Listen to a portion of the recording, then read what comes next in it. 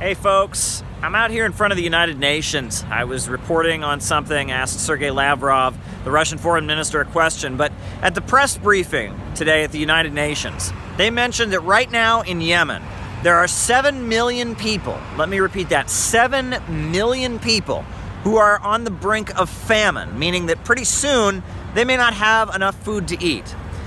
Why are they on the brink of famine? Well, it's because the Kingdom of Saudi Arabia, a dictatorship, a monarchy, a country that still beheads people, the absolute monarchy of Saudi Arabia is bombing Yemen. And where do they get those bombs? They bought them from the United States. That's the place that they buy their weapons. And where did they get the money to buy those bombs and guns and missiles that they're dumping on Yemen? Well, they got it from selling oil to ExxonMobil and BP and Chevron and Shell.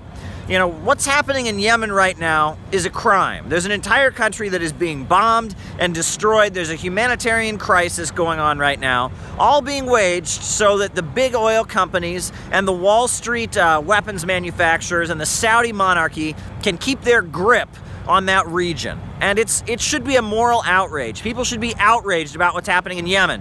But you turn on American TV, you turn it on, and you wouldn't hear them even say the word Yemen. They're constantly giving us all this propaganda in U.S. media. Every government around the world that challenges the USA, it's a dictatorship, it's a brutal criminal regime. We're supposed to, our hearts are supposed to bleed for the people there. Yet every hour around the clock, Saudi Arabia is bombing Yemen with manufactured U.S.-made weapons. And furthermore, the USA is militarily involved in what's happening there, right? There are Pentagon generals that have been in Riyadh and given direct military oversight to Saudi Arabia as it bombs Yemen. There have been U.S. satellites, U.S. military satellites that have provided support to the Saudis as they bomb and they commit these merciless atrocities against Yemen.